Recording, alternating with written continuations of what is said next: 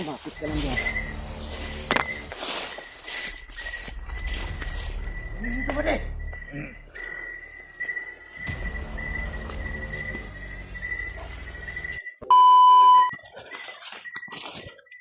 Mga tol,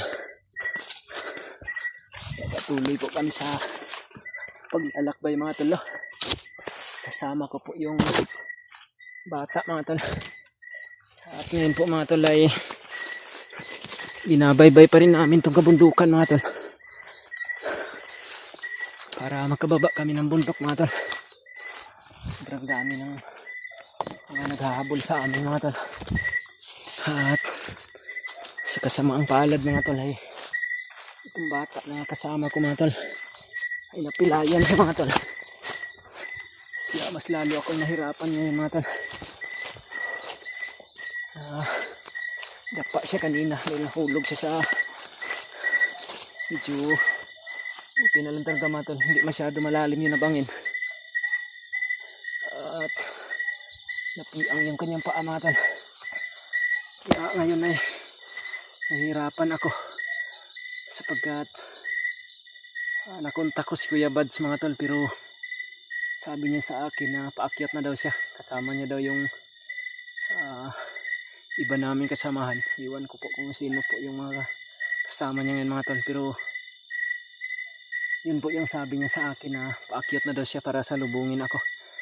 At mayroon din po ako palang nabalitaan mga tol sa mga bandido na mayroon din silang mga hunter daw na nabihag ngayon.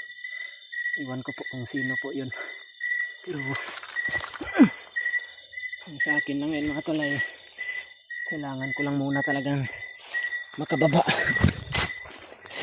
para ligtas at ang bata na ito.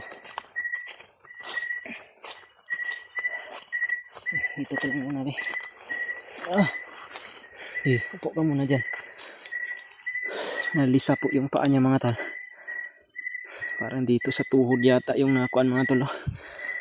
Nabikil yung tuhod niya. Nahirapan po talaga ako ngayon. Diretso kami sa paglalakbay dahil hirap din siyang makapaglakad at nagtatago po talaga ako mga tol tuwing may mga kalaban. Sinubukan ko po ngayon na maglakbay dahil gabi na po ngayon mga tol. Mag-aalas 7 na ng gabi ngayon. Kaya nagpapatuloy ako sa paglalakbay mga tol. Baka sakaling makababa kami, pero hindi ko pa alam kung safety ba itong area na napagdaanan namin ngayon mga tol. Lumipat po ako ng daan mga tol. Hanap po ako ng ibang bundok na binaybay ko ngayon. Buti na lang mga tol ay medyo walang mga kalaban dito, pero kanina mga tol ay marami akong mga kalaban na nakita at doon ko nga narinig yung mga usapan ng mga bandido mga tol na mayroon daw silang hunter na nabihag galing daw po sa bayan mga tol. Hindi ko po alam kung sino po yung hunter, basta may hunter daw na bihag sila. At yung last na napunta ko po si Kuya Bads mga tol ay paakyat na daw siya ng bundok. Hindi ko po alam kung daraan ba sila kay Lolo Ambo mga tol.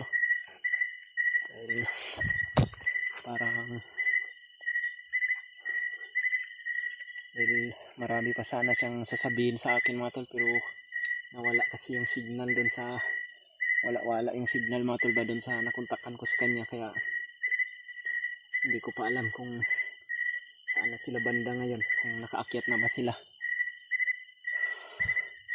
Dahil sa pagkakaalam ko mga tol,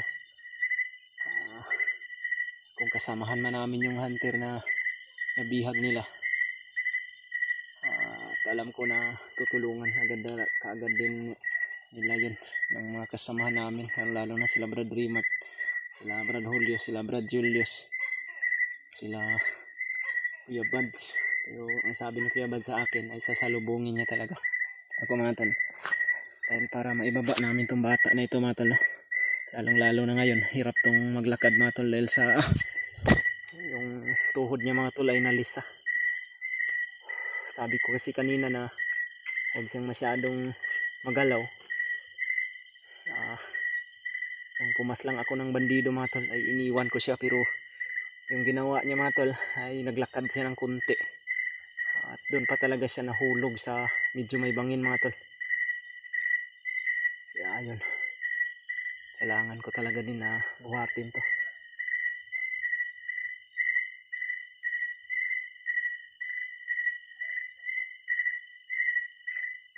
Parang may mga boses naman dito mga tol.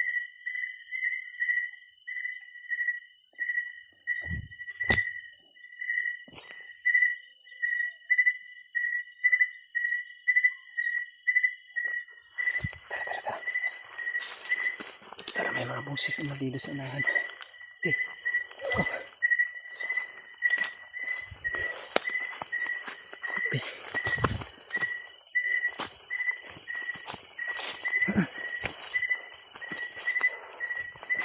Ito yung problema ko ngayon mga tol. Dahil sa buhat-buhat ko po itong bata na ito. At hindi ko rin ito pwedeng hindi buhatin. Dahil mas lalala ko yung pinsala sa kanyang tuhod.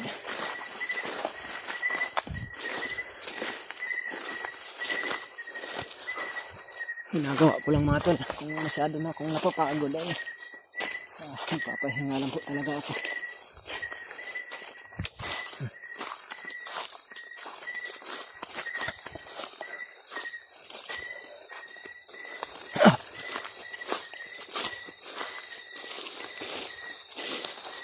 Bumaba ka muna, parang may mga kampo ng bandido sa unahan mga tol. Yun o, may ilaw dun sa unahan mga tol.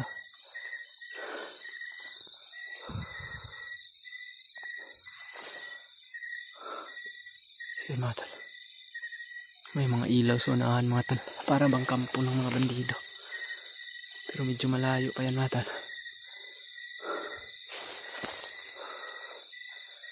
Kailangan ko naman na lumihis ng ibang daan. Tara.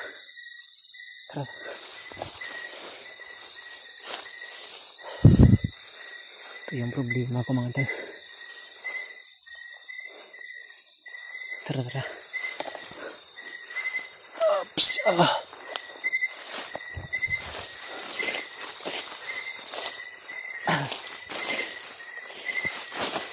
Kumapit ka lang dyan.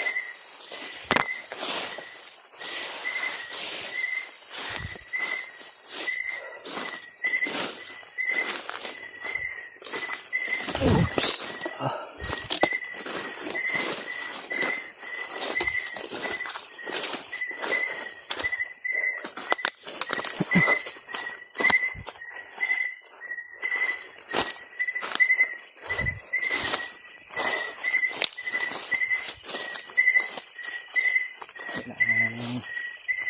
Makalayo dito sa bundok na ito natin para kung malapit na sila Kuya Bads hindi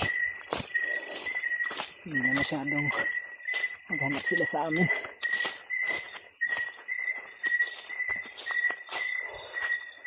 Okay, ups, up,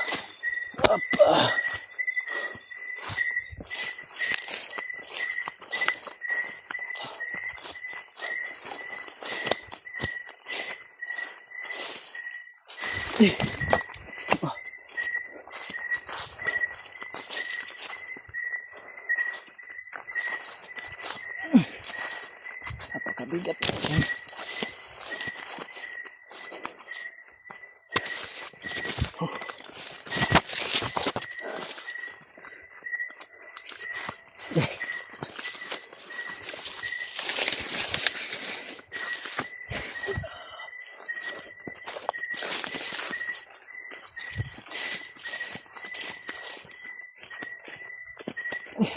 Ups. Gunit ang sarong. Pero di ka matagak.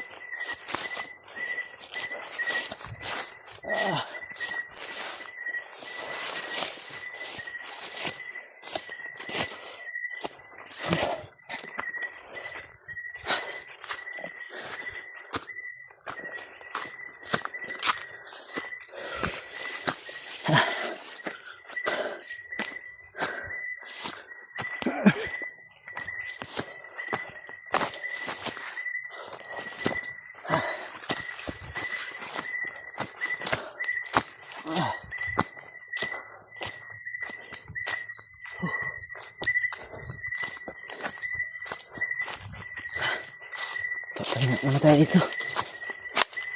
Eh.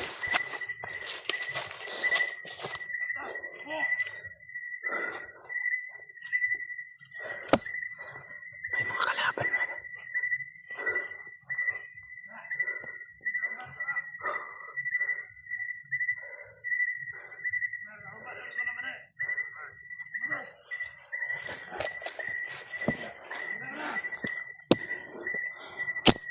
May mga kalaban mga tal.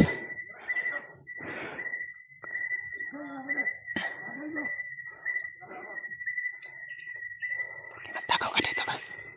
Tagaw ka dito sa kilid.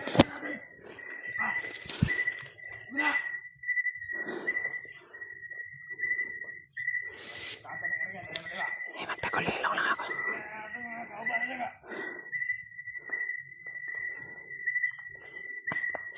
Dito ba de?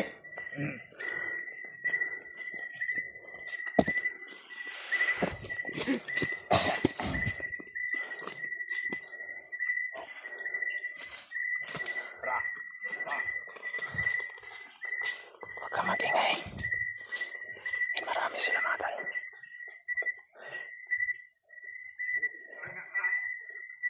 Pero hindi nila kami nakita dahil nakapagtakulay lang ako mga tal.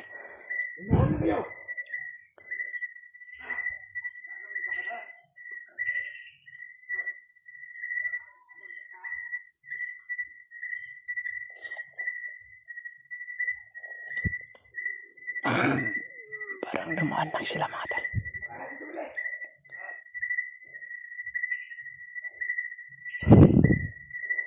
Ito yung problema ko mga tal. Dahil sa kahit oras ng gabi mga tal ay sinusundan pa rin. Parang nasusundan pa rin kami mga tal.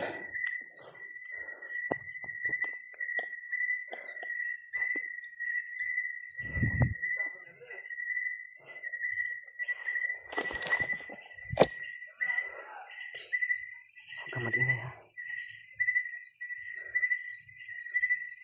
Ito yung problema ko ngayon mga tal. Kahit sa oras ng gabi namin paglalakbay ng bata ay parang marami pa rin yung nakarunda ng mga kalaban. Tara. Baba. Papatuloy tayo sa paglalakbay.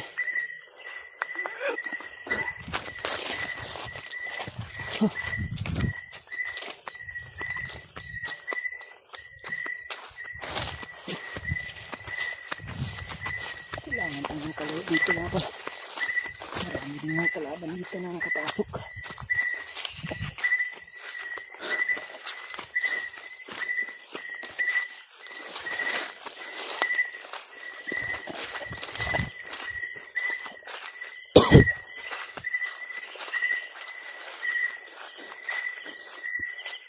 Baba ka muna.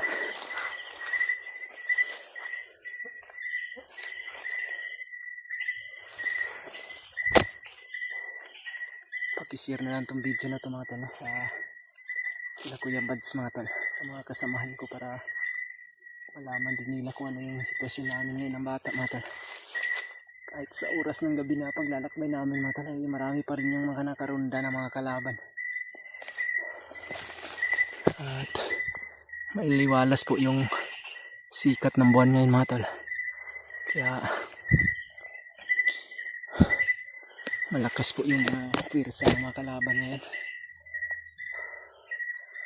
Okay ra ka? Okay. Huwag kang mag-alala dahil hindi kita pababayaan. Isa pa sa problema ko ngayon mga tal. Dahil kailangan ko talaga siyang buhatin. At sobrang napagod na rin yung katawan ko mga tal sa ilang araw na pagbubuhat natin. Ilang araw na pagbubuhat ko sa kanya mga tal. Ang iniiwasan ko lang talaga ay makipaglaban sa mga kalaban. Dahil delikado. Kung mahuli ako, mapapahamak din yung bata mga talo. Kaya umiiwas talaga ako sa mga kalaban. At yun din po yung mga sinabi ni Kuya Bad sa akin mga tal.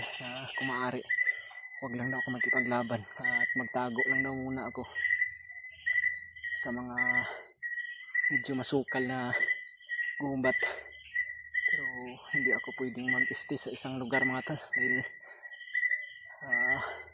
baka matuntun kami dahil marami din yung mga uwak na naka surveillance kapalagi sa amin mga tol, no? Dito sa bundok. At kailangan ko lang talaga ay mag-ingat dahil nakasalalay po sa akin yung kapakanan o buhay ng bata mga tol. Kailangan ko lang talagang gawin ngayon, antayin yung mga kasamahan ko para maligtas namin to bata sa pagbaba.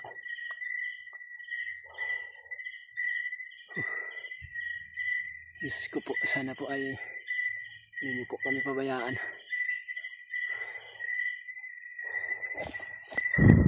Tara, patuloy tayo. Oops!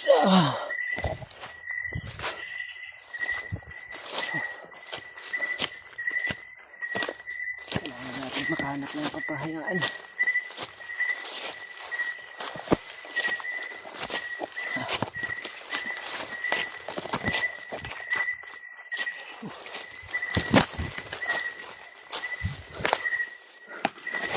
Oops!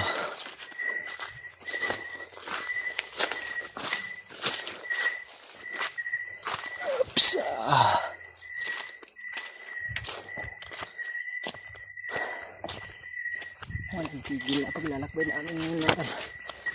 Oras ng gabi. Ay pipilitin ko makalayo dito sa bundok pero kailangan na magtago kami. Ay magtago rin mga tol.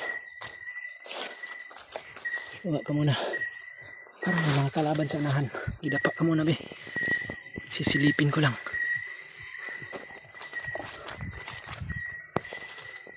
Yun. May mga naka-ispat na naman patungo dito mga tol. Magtago ka lang muna.